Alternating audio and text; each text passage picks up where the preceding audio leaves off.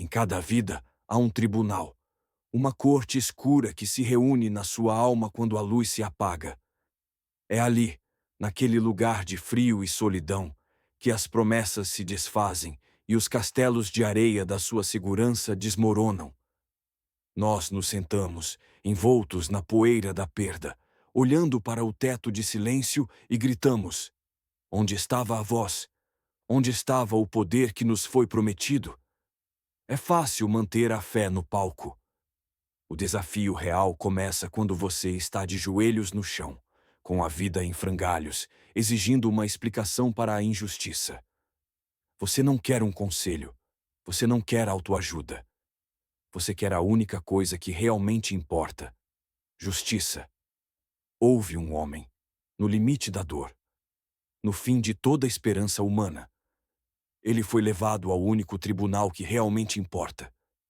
Ele não blasfemou, mas ele exigiu um encontro. O homem de Uz, Jó, manteve a fé, mas ele chamou o Criador ao debate. O que o homem pensa que é o fim, para Deus, era apenas o começo da verdade. O homem de uma vida exemplar, destruída em um instante. Tudo se foi. Não foi um declínio lento. Foi a falência total do dia para a noite. 10 filhos. Uma só casa. Um só vento. Silêncio. Os rebanhos, o ouro, a saúde. O homem de Uz viu a sua vida se tornar um banquete de ruínas. E o que resta após a calamidade? Resta a dor, claro. Mas também resta a presunção. Nós, assim como Jó, tentamos contar as nossas feridas. Tentamos encaixar o Criador nas nossas planilhas de mérito e castigo. Quando o seu emprego some, quando o diagnóstico chega, quando a traição acontece, qual é o seu veredito sobre Deus? Você exige que a soberania dele se curve à sua lógica. Você se senta no seu trono de argumentos e diz: eu fiz a coisa certa. Por que isso está acontecendo comigo? Este é o nosso erro. Este é o drama humano. Nós confundimos a obediência com um contrato. Pensamos que a fé é uma apólice de seguro contra o sofrimento. Onde estava o problema de Jó? Ele manteve a sua integridade, mas ele exigiu uma explicação para o mistério. Mas a justiça dele não é um cálculo, é uma declaração. Jó estava falando para Deus, mas ele finalmente seria forçado a escutar Deus falando com ele. O Criador não discute, ele declara. O horizonte se rompe. Não é um amigo que responde, não é um sussurro. É a voz que fundou o universo que se levanta de dentro do furacão. A virada não é um acontecimento, é a inevitabilidade do poder. Jó mantinha a sua integridade, mas ele se tornou um mestre da retórica. A sua dor o transformou em um advogado de defesa de si mesmo. Ele travou uma guerra. Não contra Satanás, que já havia saído de cena, mas contra o próprio silêncio de Deus.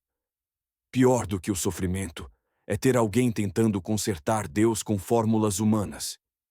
Os amigos de Jó, aqueles consoladores miseráveis, eram a prova de que a sabedoria humana, mesmo a bem-intencionada, é frágil e vazia.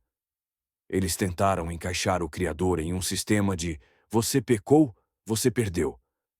Mas o verdadeiro dilema é este: nós temos fé na soberania dele ou apenas na sua conveniência? Quando a Bíblia exige santidade, nós nos perguntamos: isso é mesmo necessário? Quando exige honra e prudência, nós murmuramos: é demais para o mundo de hoje. Quando você tenta justificar o seu sofrimento, você está, na verdade, tentando justificar a si mesmo diante da lei do Criador. Você está tentando provar que merecia a bênção e não a lição. Mas a fé bíblica não é sobre o que você merece. É sobre submissão. A tensão atinge o seu pico aqui. O homem está no limite da sua razão, mas o poder de Deus é ilimitado. O Criador não precisa da sua aprovação, nem da sua compreensão. Ele apenas exigia a humildade. Jó não podia provar a sua inocência, mas ele provaria a sua ignorância diante da magnitude daquele que governa o caos. A sua única ação que restava era cair, e o furacão estava vindo para forçá-lo à única redenção possível, a de se reconhecer pequeno. O homem estava pronto, totalmente esgotado. Jó não tinha mais perguntas, apenas o cansaço do seu próprio eu. Então, a resposta veio. Não da terra, não do mar, mas do redemoinho. A voz que traçou as fronteiras do abismo e rompeu na cena. Não para se justificar, mas para declarar a sua supremacia. Onde você estava? Você me consulta? Você conhece o caminho do relâmpago? A Inquisição Divina é a mais poderosa motivação. Não é um debate, é uma revelação. É Deus lembrando ao homem que ele é o Criador, e o homem é a criação. A partir daquele momento, Jó não precisava de mais nada além de cair de joelhos. O tribunal humano estava dissolvido. A única ação que restava era a humilhação, o reconhecimento da ignorância. A redenção começaria no silêncio da sua confissão. Neste momento, ouvimos o único veredito que realmente importa. A resposta do homem à soberania divina. Jó 42, 1-17. Então, Jó respondeu ao Senhor e disse: Bem sei eu que tudo podes, e que nenhum dos teus propósitos pode ser impedido. Quem é aquele, dizes tu, que esconde o conselho sem conhecimento? Na verdade, falei do que não entendia. Coisas maravilhosas demais para mim, que eu não sabia. Ouve, peço-te, e eu falarei. Eu te perguntarei, e tu me farás saber. Eu te conhecia só de ouvir, mas agora os meus olhos te veem. Por isso me abomino e me arrependo no pó e na cinza.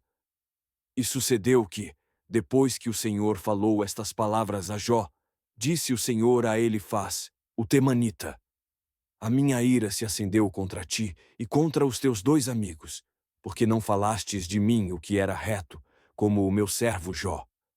Tomai, pois, para vós 7 bezerros e 7 carneiros, e ide ao meu servo Jó, e oferecei holocausto por vós, e o meu servo Jó orará por vós. Porque eu aceitarei, para que eu não vos trate conforme a vossa loucura, pois vós não falastes de mim o que era reto, como o meu servo Jó. Então, Elifaz, o temanita, e Bildade, o suíta, e Zofar, o naamatita, foram e fizeram como o Senhor lhes dissera. E o Senhor aceitou a Jó. E o Senhor virou o cativeiro de Jó, quando ele orava pelos seus amigos. E o Senhor deu a Jó o dobro do que antes tinha.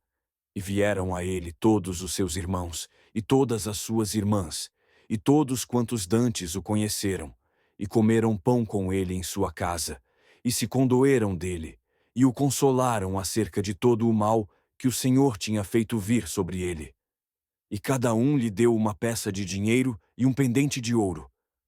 Assim, abençoou o Senhor o último estado de Jó, mais do que o primeiro, pois teve 14.000 ovelhas, e 6.000 camelos, e 1.000 juntas de bois, e 1.000 jumentas. Também teve 7 filhos e 3 filhas. E viveu Jó, depois disto, 140 anos. E viu a seus filhos, e aos filhos de seus filhos, até a 4ª geração. Assim morreu Jó, velho e farto de dias. Pare! Não é sobre a devolução das ovelhas. Não é sobre o ouro. Acabamos de ler a única resposta possível para o sofrimento e para a sua presunção. A rendição total à majestade de Deus. Jó disse: Eu falava do que eu não entendia. Olhe para a sua vida. Agora, olhe para as suas dúvidas, para as suas exigências, para os seus lamentos. Você está sendo chamado para ser um adorador que reconhece a sua pequenez, não um cliente que exige resultados. Esta é a primeira e mais difícil lição para o crente. Deus não se encaixa na sua lógica. A motivação bíblica começa com a correção. A única maneira de não desviarmos é parar de olhar para a nossa própria dor e começar a olhar para o poder absoluto que está além de toda a nossa compreensão. Nós não somos o centro. Nunca fomos. A sua vitória não está na devolução do que você perdeu materialmente, mas na redenção que você encontra ao se humilhar diante do Criador. Jesus não veio para dar a você um propósito material. Ele veio para dar a você uma vida santa que honra o Pai, independentemente do que aconteça no mercado ou na sua saúde. Lição 1. Abandone a sua soberania pessoal. Jó confessa: Bem sei eu que tudo podes, e que nenhum dos teus propósitos pode ser impedido. Pare de brigar com a Bíblia. Pare de negociar o que é mandamento. A sua fé deve estar alinhada com essa certeza. Se Deus quer, Ele faz. O seu sofrimento, o seu tempo de espera, a sua cruz, nada disso pode impedir o propósito dele. A santidade e a honra não são opcionais. São o propósito de Deus para você. O caminho para a vida eterna não é uma sugestão de coach. É a verdade inegociável. Você quer agradar a Jesus? Então viva a prudência de quem sabe que o tempo é breve e a prestação de contas é certa. O foco é a fidelidade, não o conforto. Lição 2. Substitua o ouvir pelo ver. Jó declara: Eu te conhecia só de ouvir, mas agora os meus olhos te veem. Muitos de nós só ouvimos falar de Jesus. Vivemos de tradição e de evangelho raso, mas a redenção verdadeira, o caminhar com Jesus, exige um encontro de olhos. O mundo espiritual é real, e ele é o seu foco. Não se trata de uma religião de fachada, mas da submissão a um Deus que se revelou em poder. Se você viu a Deus, sua vida muda. O arrependimento, o me abomino e me arrependo de Jó, é a prova de que você finalmente enxergou a sua imundície e a glória dele. A sua motivação não pode ser o benefício próprio, mas a reverência por aquele que se entregou na cruz para que você pudesse ver.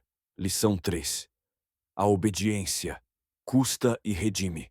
A restauração de Jó não veio antes do seu arrependimento, e não veio antes da sua obediência em orar pelos seus amigos, aqueles que o julgaram e o condenaram. Não busque a bênção antes da correção. Não exija o dobro antes de cumprir a sua parte na disciplina. A fé bíblica é a submissão que se manifesta em ação, mesmo quando o seu coração está em pedaços. A sua honra não é medida pelo seu sucesso, mas pela sua capacidade de interceder por aqueles que te fizeram mal, seguindo o exemplo de Jesus. O foco é Jesus. Ele é o centro. A salvação é a meta. O caminho de valores e prudência é a única rota. A sua vitória após a morte está garantida em Cristo, mas a sua vida aqui é o seu testemunho de santidade. Pare de olhar para o seu próprio umbigo. Olhe para aquele que virou a sua catividade e pague o preço da obediência. O resto, a saúde, o dinheiro, o mundo, é secundário. A sua história, como a de Jó, não termina na poeira. Ela termina na presença. Jó não foi restaurado porque ele mereceu, ou porque ele ganhou o debate. Ele foi restaurado porque se humilhou diante da soberania, do único que é digno. Você foi chamado para algo muito maior do que a devolução das coisas materiais. Você foi chamado para ser herdeiro da vitória eterna que Jesus conquistou na cruz. A restauração de Jó é apenas uma sombra do que significa a redenção completa que temos em Jesus. A sua motivação não pode ser a busca pelo bem-estar imediato. Ela deve ser a reverência inabalável por aquele que tudo pode e cujo propósito jamais será frustrado. O seu foco está no mundo espiritual. Portanto, tome a sua correção. Abandone os seus argumentos vazios. Caia de joelhos. Levante-se em fé. O seu veredito já foi dado por Cristo. A salvação está disponível, mas exige a submissão total à verdade bíblica.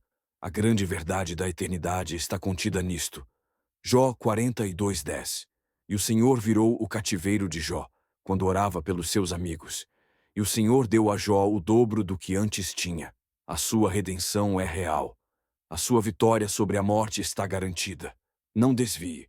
A verdade está aqui. Siga Jesus. Siga a verdade irremovível. E se gostou da lição, compartilhe para quem precisa aprender com Jesus, dia após dia.